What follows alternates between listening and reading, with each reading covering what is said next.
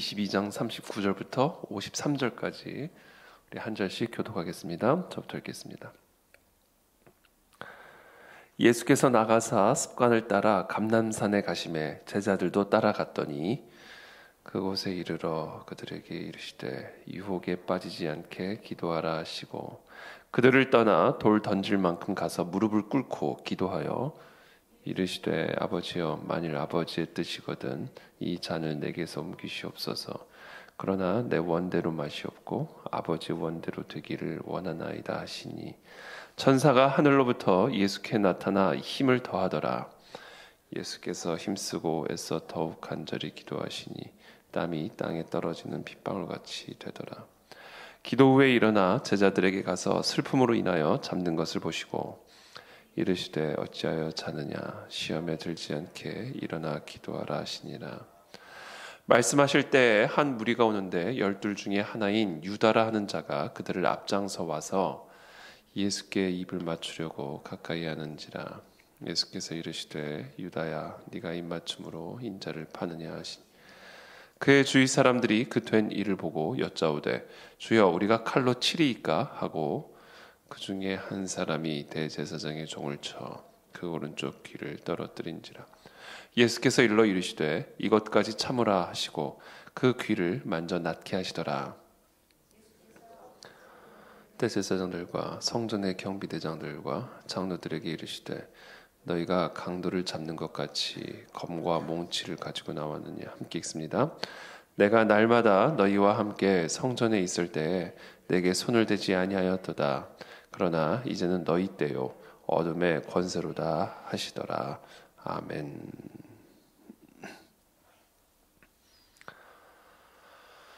네, 예수님께서 습관을 따라 이제 감람산에 가심에 제자들도 따라갔더니 이제 최후의 만찬 이후에 이제 예수님께서는 이제 항상 습관을 따라서 기도하시던 이 감람산에 가셔서 이제 기도를 하십니다.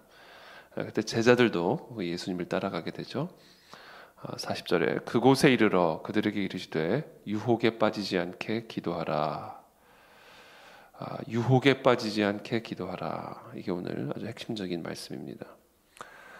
유혹, 미혹, 그렇죠? 유혹에 빠지지 않도록 우리는 기도해야 합니다. 왜냐하면 우리의 삶에는 항상 유혹이 있기 때문에 그렇죠. 우리의 연약한 육신으로 인한 유혹이 우리에게는 항상 있습니다. 이게 다 우리가 연약하기 때문에 그리고 또 우리가 타락한 죄성을 지니고 있는 그런 존재이기 때문에 우리는 언제나 유혹에 빠지기가 쉬운 것이죠. 거기다 게다가 사탄 마귀라는 이 영적인 존재가 우리로 하여금 계속해서 우리의 타락한 본성과 또 우리의 연약한 육신을 사용해서 우리로 하여금 계속해서 사탄 마귀의 길, 그 마귀의 뜻을 따라 가도록 우리를 끌어가기 때문에 우리는 항상 그와 같은 유혹을 조심해야 되고 주의해야 합니다. 어떻게 우리가 그와 같은 유혹으로부터 벗어날 수 있을까? 우리가 어떻게 그 유혹을 이길 수 있을까? 어떻게 우리가 유혹에 빠지지 않을 수가 있을까? 그건 기도밖에는 없다라는 기도. 제가 몇 주 전 우리 주일 설교의 말씀에도 나누었지만 정욕, 인간의 정욕은 우리가 절대로 이길 수 있는 게 아닙니다. 우리 정욕 앞에서 우리는 항상 겸손해야 합니다. 우리의 마음과 생각에 우리의 삶에 이와 같은 정욕으로 인한 유혹이 올라오거든 즉각적으로 고개를 숙여야 돼요. 즉각적으로 마음을 낮춰야 됩니다. 우리가 절대로 이길 수 없는 적이 우리에게 온 겁니다. 그래서 우리는 그때 무조건 고개를 숙이고 마음을 낮춰야 됩니다. 그리고 무엇을 해야 하는가? 하나님을 가까이 해야 합니다. 그것이 유일하게 우리가 이 정욕을, 이 유혹을 이길 수 있는 유일한 길입니다. 하나님을 가까이 하지 않으면 우리는 절대로 이 유혹을 이길 수가 없다. 그래서 예수님은 이 최후의 만찬 이후에 유혹에 지금 예수님 자신에 대한 얘기를 먼저 하고 계시는 거예요. 지금 예수님이 왜 감람산에 오셨는가? 왜 예수님이 그동안 그렇게 습관을 따라 감람산에 가셔서 기도를 하셨는가? 왜 예수님은 그렇게 수시로 사라져서 혼자만의 시간을 가지셨는가? 그게 다 유혹에 빠지지 않기 위한 것이었음을 지금 제자들에게 설명하고 계시는 것이죠. 예수님도 우리의 인간의 옷을 입고 오셨기 때문에 우리와 같은 시험을 다 당하셔서 우리가 어떤 시험을 당하시는지를 너무나 잘 알고 계시죠. 다만 우리 예수님은 죄는 없으시지만 그러나 우리와 동일한 모든 종류의 우리가 상상할 수 있는 우리가 겪은 그 모든 것들을 우리 주님은 하나도 빠짐없이 동일하게 경험하신 분이세요. 그래서 예수님은 아주 중요한 삶의 습관이 바로 항상 한적한 곳에 가셔서 하나님을 가까이 하는 시간이었다라는 겁니다. 그리고 그것을 제자들에게도 가르쳐주고 계시는 겁니다. 너희들도 이렇게 하지 않으면 절대로 너희는 너희의 정욕을 이길 수 없고 유혹을 이길 수 없다. 오늘 예수님이 마치 유언처럼 제자들에게 그리고 저와 여러분들에게 주고 계시는 말씀입니다. 우리 모두가 더 하나님을 가까이 하시기를 축복합니다. 습관을 따라 한적한 곳에 가서 오늘 이 시간 여러분들이 이 자리에 나온 것처럼 하나님을 가까이 하는 이 기도의 시간이 우리에게 떠나가지 않기를 바라고 그때 우리는 우리의 모든 유혹들을 이길 수 있는 그런 하나님의 자녀들이 될 수 있습니다. 자, 그렇다면 지금 예수님께서 오늘 특별히 말씀하시는 유혹은 어떤 유혹일까요? 지금 이 시간 예수님으로 하여금 이 감람산으로 와서 기도하게 만들었던 이 예수님의 마음을 사로잡고 있었던 정욕, 유혹, 그것은 무엇이었을까요? 41절부터 42절에 나옵니다. 그들을 떠나 돌 던질 만큼 가서 무릎을 꿇고 기도하여 이르시되 아버지여, 만일 아버지의 뜻이거든 이 잔을 내게서 옮기시옵소서. 그러나 내 원대로 마시옵고 아버지의 원대로 되기를 원하나이다 하시니, 이렇게 말씀하시죠. 지금 예수님을 사로잡고 있었던 유혹, 정욕의 본질이 무엇이었을까? 그것은 우리 모두에게도 마찬가지입니다. 그것은 바로 아버지의 뜻이 아닌 나의 뜻대로 되기를 원하는 마음입니다. 지금 이것이 예수님을 위협하고 있었던 유혹과 정욕의 핵심이에요. 그리고 바로 이것 때문에 예수님은 평생 습관을 따라 감람산에 가셔서 한적한 곳에 가셔서 하나님을 가까이 하실 수밖에 없었던 겁니다.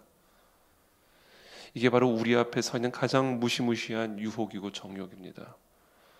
아버지의 뜻이 아닌 나의 뜻대로 되기를 원하고 아버지의 뜻이 아닌 나의 원대로 되기를 바라는 이 마음, 이것이야말로 우리가 가장 무섭고 두려워해야 할, 경계해야 할 정욕이요 유혹입니다. 그것이 정욕의 정이고 유혹의 정이에요. 모양은 달라지고 내용은 달라질 수 있지만 내가 원하는 거, 내가 뜻하는 게 뭔지는 그때그때 달라질 수가 있겠지만, 그러나 우리를 괴롭히고 우리를 위협하는 가장 무서운 모든 정욕과 유혹의 본질은 아버지의 뜻이 아니라 나의 뜻대로 되기를 원하는 마음입니다. 아버지의 뜻이 아니라 나의 소원대로, 내 마음대로, 내가 느끼는 대로, 내가 내키는 대로 되기를 원하는 마음. 그것이 우리를 위협하는 가장 무서운 유혹의 본질입니다. 바로 이 정욕 때문에, 바로 이 유혹 때문에 예수님은 평생 기도하셨고 하나님을 가까이 하셨다라는 겁니다.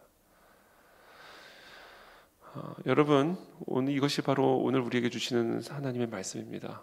지금 저와 여러분들은 어떤 상태로 지금 이 하나님의 자리에 나왔습니까? 우리의 마음에도 혹시 아버지의 뜻이 아니라 나의 뜻, 아버지의 원이 아니라 나의 소원, 그것이 혹시 우리의 마음과 생각을 사로잡고 있지는 않습니까? 우리는 우리의 힘과 능력으로는 이와 같은 정욕을 절대로 끊어내고 이겨낼 수가 없습니다. 결국은 나의 소원이 이기게 되어 있고요. 결국은 나의 뜻이 나를 삼키게 되어 있습니다. 그것이 우리의 타락한 본성이요, 우리의 연약함이죠. 그러나 그렇게 가게 되면 우리는 반드시 사망에 이르게 된다. 아버지의 뜻을 떠나 나의 뜻으로 가는 길은 그것은 무조건 반드시 사망과 저주에 이르는 길이 된다. 그렇기 때문에 예수님은 평생, 그리고 제자들에게도 평생 이와 같은 하나님을 가까이 하는 기도의 힘을 쓰는 삶을 살 것을 주님께서 몸소 보여주시고 또 명령하신 것입니다. 지금 이 시간 저와 여러분들이 원하고 있고 바라고 있고 또 뜻하고 있는 나의 소원이 무엇입니까? 오늘 저와 여러분들 모두가 오늘 예수님이 올려드린 이 기도를 동일하게 드려야 할 줄로 믿습니다. 나의 원대로 마시옵고 아버지의 원대로 해주십시오. 나의 뜻이 아니라 아버지의 뜻이 되기를 원하나이다. 이것이 오늘 저와 여러분들이 올려야 할 기도의 본질이고 그것이 우리가 평생 드려야 할 기도입니다. 그때 43절에 천사가 하늘로부터 예수께 나타나 힘을 더하더라. 힘을 더하더라 합니다. 힘을 더하더라. 되게 힘이 부족했다라는 것을 어떻게 보면 암시하고 있는 것이죠. 맞아요. 우리가 나의 소원, 나의 뜻에 이렇게 우리가 완전히 지배를 받게 되면 기도할 힘이 나오지 않습니다. 기도가 약해집니다. 나의 정욕, 나의 자아, 나의 그 뜻, 이것이 내 마음과 생각을 꽉 사로잡고 있으면 기도를 하더라도 기도의 힘이 약해지고요. 그리고 몸이 피곤해져요. 그런데 그와 같은 상황 속에서 예수님이 온 힘을 다하여 나의 뜻이 아닌 아버지의 뜻대로 이루어지기를 기도할 때 하늘로부터 천사가 나타나 예수님에게 힘을 더하셨어요. 어떤 힘이요? 기도할 힘입니다. 44절의 말씀이죠. 예수께서 힘쓰고 애써 더욱 간절히 기도하시니 땀이 땅에 떨어지는 핏방울 같이 되더라. 이 정욕을 이길 수 있는 힘이 아니에요. 이 유혹을 이길 수 있는 힘이 아니에요. 나의 뜻을 포기할 수 있는 힘을 더해 주신 게 아니에요. 기도할 수 있는 힘을 더해 주신 겁니다. 오로지 기도를 통해서 우리는 이것을 이길 수 있는 거예요. 예수님께서 그 힘을 받아서 더욱 힘써 기도하였고 마치 땀이 핏방울과 같이 흘러내리는 것을 기록을 하고 있는 것이죠. 그렇게 예수님께서 아주 간절하게 나의 뜻이 아니라 아버지의 뜻대로 되기를 간절하게 기도하고 있는 그런 모습을 보여주고 있는 겁니다. 45절에 기도 후에 일어나 제자들에게 가서 슬픔으로 인하여 잠든 것을 보시고 이르시되 어찌하여 자느냐 시험에 들지 않게 일어나 기도하라 하시니라.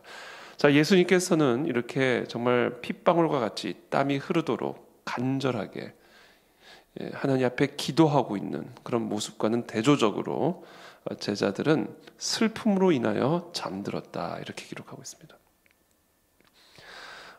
단순히 그냥 피곤해서 잠든 것이 아니라 너무나 슬퍼서 슬픔으로 인하여 지쳐 쓰러져서 잠이 들었다 이렇게 누가는 기록을 하고 있는 것이죠. 여러분, 슬픔은 우리로 하여금 지치게 만듭니다. 쓰러지게 만들어요. 힘을 뺍니다. 슬픔, 절망, 염려 이런 모든 것들이요 우리를 피곤하게 만들어요. 그래서 너무 슬프면요 삶에 힘도 하나도 나지 않고 절망에 사로잡히고 염려에 사로잡히면 우리의 마음의 힘이 쫙 빠지게 되면서 몸도 힘이 쫙 빠집니다. 그래서 되게 피곤해지고요 되게 게을러집니다.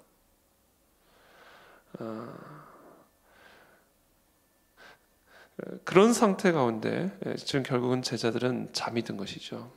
그와 같이 슬픔에 지쳐 염려와 절망에 지쳐 기도하지 않고 잠들어 있는 제자들에게 찾아가서 예수님이 말씀하십니다. 어찌하여 자느냐 시험에 들지 않게 일어나 기도하라. 이게 무슨 말씀이시냐면 다시 힘을 내서 기도해라. 슬픔은 우리의 힘을 뺏어갑니다. 절망과 염려는 우리의 모든 에너지들을 뺏어갑니다. 그래서 우리로 하여금 기도할 수 있는 힘조차 없게 만들어 버립니다. 제자들이라고 이 자리에서 정말 기도하고 싶지 않아서 이렇게 잠이 들었겠습니까? 이게 슬픔, 절망, 염려에 삼켜지게 되면 우리가 힘이 다 빠지게 돼서 기도할 수 있는 힘조차도 남아있지 않게 되는 거예요. 그래서 게을러진다니까요. 절망과 염려와 슬픔에 사로잡히게 되면 이 마음에 힘이 빠지면서 게을러지게 돼요. 그래서 오늘 예수님 말씀하시는 거예요. 어찌하여 슬픔에 잠겨 있느냐? 다시 일어나 기도하라 이거예요. 왜 염려에 지쳐서 기도가 중단됐느냐? 다시 기도해라. 왜 절망에 삼켜져서 기도를 게을리하고 있느냐? 다시 깨어나 기도하라. 예수님이 아주 강력하게 흔들어 깨우시는 거예요.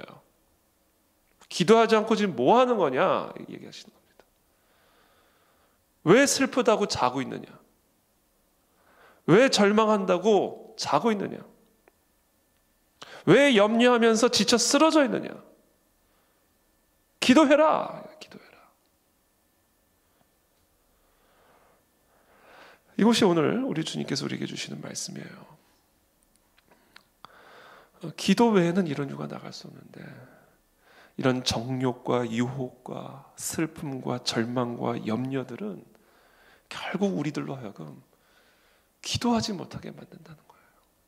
그리고 그것이 사탄의 가장 궁극적인 목적이고 뜻이다라는 겁니다. 지금 기도하지 않고 어디서 뭘 하고 있냐라는 거예요. 이런 상황에서, 그런 상황에서.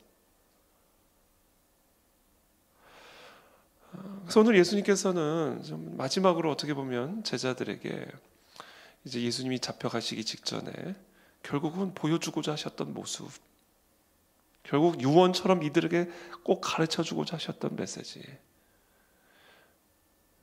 어떤 상황에서도 기도하라. 절대로 절망하거나 염려하지 말고 그냥 기도하라라는 거. 그래서 우리 오늘 꼭 기억해야 합니다. 우리가 어려운 상황을 만나게 되면요, 마음이 지쳐서요, 기도도 중단이 됩니다. 기도하다가도 기도를 멈춰요. 그래서 오늘 예수님은 우리 모두 영적으로 잠들어 있는, 그래서 육체적으로도 피곤해서 지쳐져 게으르게 쓰러져 있는 저와 여러분들을 향하여 소리쳐 외치고 계시는 겁니다. 시험에 들지 않게 일어나 기도하라. 그렇게 말씀하실 때에 한 무리가 오는데 12 중에 하나인 유다라는 자가 그들을 앞장서 와서 예수께 입을 맞추려고 가까이 하는지라. 예수께서 이르시되 유다야 네가 입맞춤으로 인자를 파느냐 하시니 그의 주위 사람들이 그 된 일을 보고 여짜오되 주여 우리가 칼로 치리이까 하고 그 중에 한 사람이 대제사장의 종을 쳐 그 오른쪽 귀를 떨어뜨린지라. 베드로가 그렇게 한 거죠.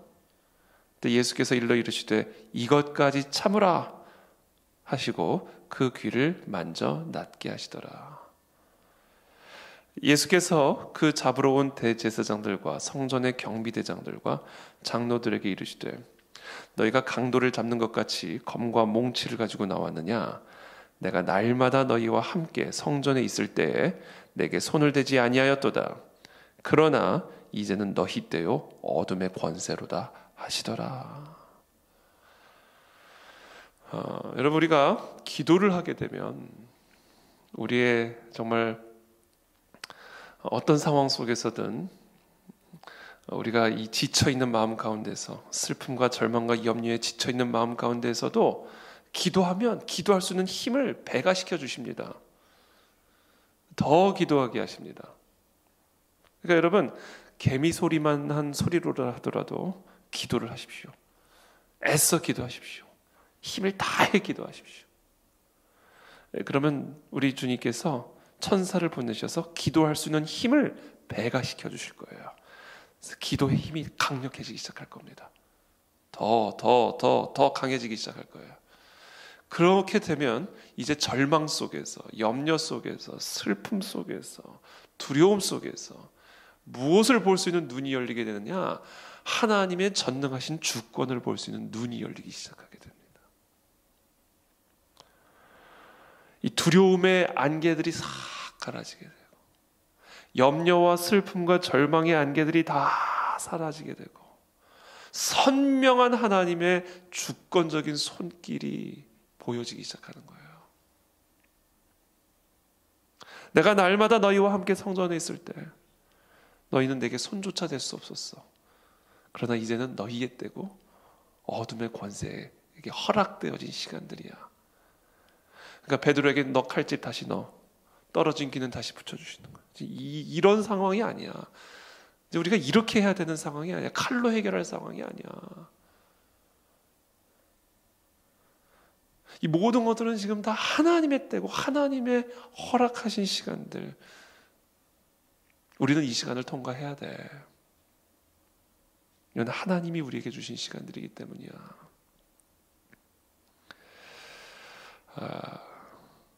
그와 같은 하나님의 주권을 볼 수 있는 영안이 열리게 되는 거예요. 여러분, 우리가 어떤 상황에서는 하나님이 전능하신 주권의 손길만 보게 되면 칼도 집어넣을 수 있는 여유가 생기고요, 적에 떨어진 귀도 붙여줄 수 있는 마음의 온유함이 일어나게 되는 겁니다. 이게 다 우리가 염려와 두려움과 절망에 사로잡혀 마음이 강팍해지고 마음이 좁아지고 하나님의 그 전능하신 주권을 볼 수 있는 눈이 감겨져 있기 때문에 칼집에서 칼을 꺼내고 사람들의 귀를 떨어뜨리고 그렇게 하는 거죠.